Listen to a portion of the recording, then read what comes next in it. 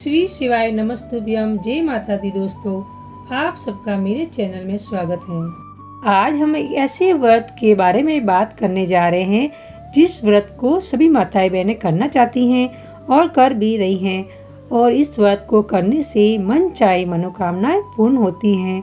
इस व्रत को जो भी धारण करता है और पूरे नियम और विधान से इस व्रत को करता है, उसके जीवन से सारी दुख समस्याएं दूर होती हैं। आज हम आपको पशुपतिनाथ व्रत के बारे में बताने जा रहे हैं। यह व्रत कब किया जाता है, कैसे किया जाता है और इसके क्या नियम होते हैं और इसकी सावधानियां आपको क्या रखनी होती हैं।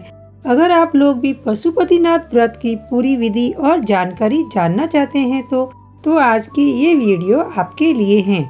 तो आइए जानते हैं पशुपतिनाथ व्रत की पूजा विधि के बारे में। पूज्य पंडित प्रदीप मिश्रा जी ने अपनी कथा में बताया है कि पशुपतिनाथ व्रत एक ऐसा व्रत है जो कि 5 सोमवार तक किया जाता है, और इस व्रत को कोई भी व्यक्ति धारण कर सकता है, चाहे वो स्त्री हो चाहे पुरुष। यह पशुपतिनाथ का व्रत भगवान शिव जी का होता है, और इस व्रत को करने से मन चाहे मनोकामनाएं पूर्ण होती हैं। पशुपतिनाथ व्रत कब किया जाता है? जब किसी व्यक्ति की कोई विशेष मनोकामना हो और वह पूरी नहीं हो रही हो, सभी तरह के प्रयास करके देख लिए हो, और उसके बाद पशुपतिनाथ का व्रत किया जाता है, जिससे कि वह मनोकामनाएं इस व्रत को करने के बीच में ही पूर्ण हो जाती हैं। अगर आप पशुपतिनाथ व्रत करने जा रहे हो तो आपको कुछ नियमों का पालन करना होगा, जैसे कि यह व्रत लगातार होते हैं, मतलब कि 5 सोमवार तक व्रत को करना होता है। पशुपतिनाथ व्रत को करने के लिए आप पहले सोमवार को जिस मंदिर में जाएंगे, आपको पूरे सोमवार को उसी मंदिर में जाना पड़ेगा। मतलब एक ही मंदिर में यह पशुपतिनाथ का व्रत किया जाता है। पशुपतिनाथ व्रत 5 सोमवार तक आपको लगातार करना होता है। इस व्रत को आप किसी भी सोमवार से शुरू कर सकते हैं, और 5 सोमवार तक आपको यह विधि से पूजन करनी होती है। सबसे पहले किसी भी सोमवार को आपको इस व्रत को शुरू करना है, और प्रातःकाल सुबह सुबह उठकर स्नान करके स्वच्छ होकर एक थाली तैयार करनी है। उस थाली में आप शिव जी की पूजा अर्चना करने के लिए सभी सामग्रियां रख ले, और 1 लोटा जल भी तैयार कर ले। शिव जी की पूजा अर्चना करने के लिए आपको अपनी थाली में इतनी सामग्री रखनी है कि वह सामग्री आपको शाम की पूजा में भी उपयोग हो जाए, क्योंकि इसी थाली को आपको शाम की पूजा में भी लेकर जाना है। सुबह की पूजा आप शिव जी पर 1 लोटा जल चढ़ाकर और शिव जी की पूजन अर्चना करके उन पर बेलपत्र, फूल, अबीर, गुलाल चढ़ाकर कर सकते हैं। जिस थाली को आप सुबह लेकर गए हैं, उसी थाली को आपको शाम को भी लेकर जाना है, इसलिए उस थाली को सुरक्षित ढककर रख दे। अब इस व्रत में आप दोपहर में एक समय फलाहार कर सकते हैं। उसके बाद शाम की पूजन की आपको तैयारी करनी है। जो शाम की आप शिवजी के मंदिर में पूजन करने जाएंगे वह बहुत ही महत्वपूर्ण होगी। शाम के समय आपको सबसे पहले 6 आटे के दीपक तैयार करने होंगे, जिसमें आपको गोल बाती बनाकर रखनी है। मतलब 6 आटे के घी के दीपक आपको तैयार करने हैं। उसके साथ में आपको एक प्रसाद का भोग भी तैयार करना है, जिस भोग को पशुपतिनाथ व्रत रखने वाला व्यक्ति ही उपयोग में ले सकता है। अब आप प्रसाद में पंजीरी भी बना सकते हैं, या हलवा भी बना सकते हैं, या घर पर बनाई हुई कोई भी मीठी सामग्री आप ले सकते हैं, प्रसाद के रूप में रख सकते हैं। 6 आटे के दीपक और एक पात्र में इस प्रसाद को पूरा भरकर अपनी उस पूजन की थाली में रख लीजिए। अब अपनी पूजन की थाली को ढककर शाम के समय प्रदोष काल में शिवजी के मंदिर जाना है। साथ ही में आपको अपने घर से कुछ दोने या कुछ 3 ऐसी चीजें लेकर जाए, जिससे कि आप प्रसाद के 3 भाग 3 जगह पर रख सकेंगे।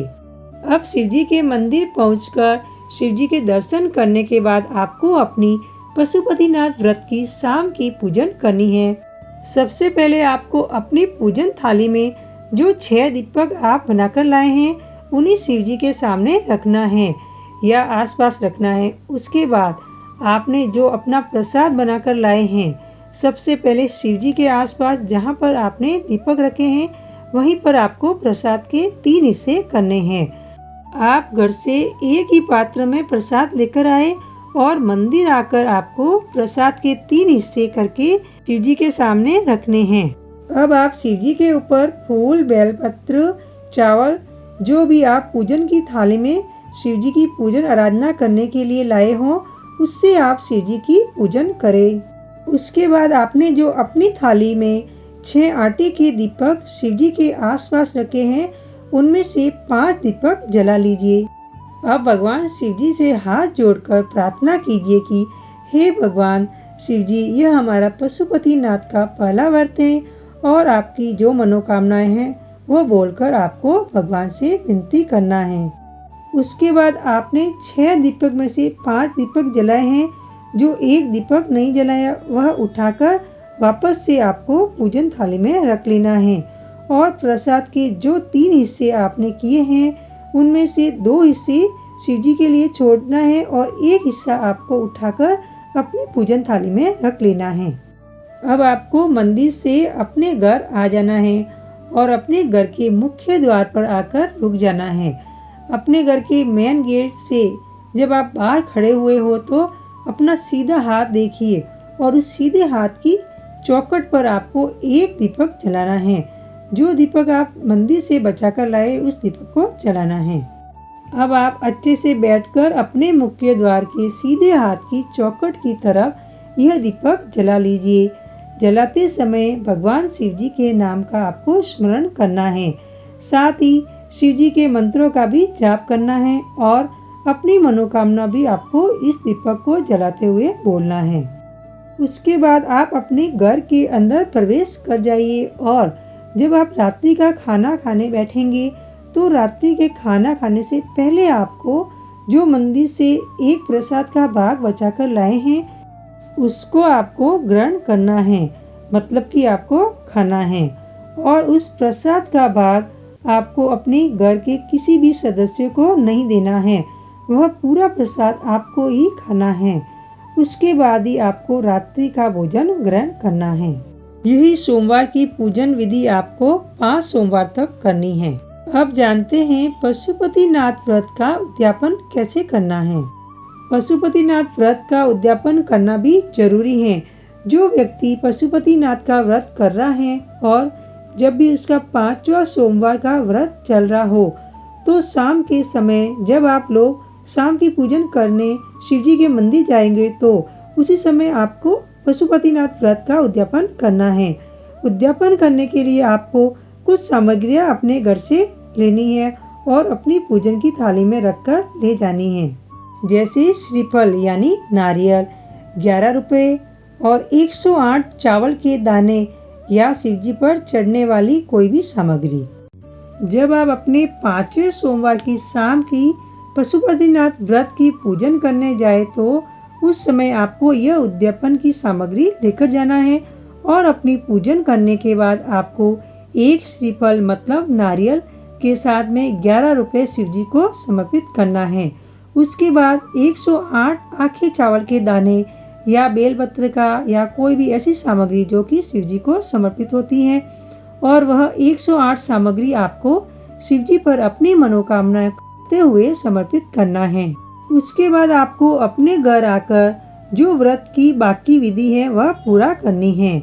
उसके बाद आपका यह व्रत पूरी तरह से संपन्न हो जाता है। अगर कोई माताएं बहनें पशुपतिनाथ का व्रत कर रही हैं और उनको किसी सोमवार में कोई समस्या हो जाती है, यानी कि जैसे या रजस्वला धर्म आ जाता है जिससे कि वह पूजन नहीं कर सकती है, तो उस स्थान पर आपको सिर्फ एक व्रत रखना है, पूजन नहीं करना है। जिस सोमवार को आपको यह समस्या आई है उसके अगले सोमवार को आपको इस व्रत को पूरा करना होगा। पर जिस सोमवार को यह समस्या आई है उस दिन आपको व्रत रखना है, पूजा नहीं करनी है और उस व्रत को माना नहीं जाएगा। अब आप पशुपतिनाथ का व्रत कर रहे हैं और इस व्रत को करते समय किसी भी सोमवार को कोई ऐसा व्रत पड़ रहा है जिसे कि आप बहुत पहले से करते आ रहे हों, जैसे कि एकादशी का व्रत या प्रदोष का व्रत, कोई भी ऐसा व्रत जो आप बहुत पहले से करते आ रहे हों, तो उस स्थान पर आपको पशुपतिनाथ का व्रत नहीं करना है। जो आप पहले से व्रत करते आए हो उस व्रत को करना है। जैसा कि पशुपतिनाथ का व्रत कोई भी स्त्री या पुरुष कर सकते हैं। इस व्रत में सभी की पूजन थाली अलग होती है।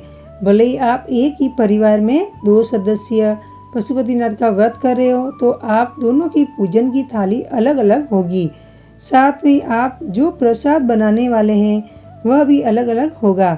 जिस पात्र में आप लोग यह प्रसाद बना रहे हैं वह पात्र भी अलग अलग होना चाहिए। अगर एक ही पात्र में बना रहे हैं तो एक प्रसाद बनाने के बाद उस पात्र को धोकर ही दूसरी बार प्रसाद बनाना है।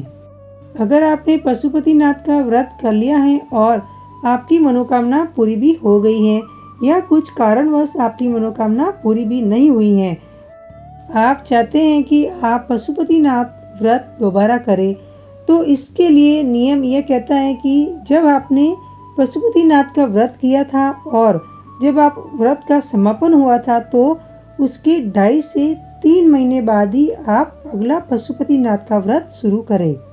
यह पशुपतिनाथ व्रत की पूरी विधि थी जो मैंने आपको सरलता से बताई है।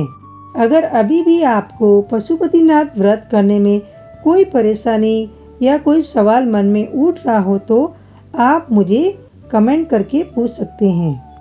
आशा करती हूँ कि आपको मेरी वीडियो पसंद आई हो तो लाइक शेयर जरूर कीजिए और अगर आप मेरे चैनल पर पहली बार आए हैं तो सब्सक्राइब करना ना भूलें और बेल बटन को प्रेस करें।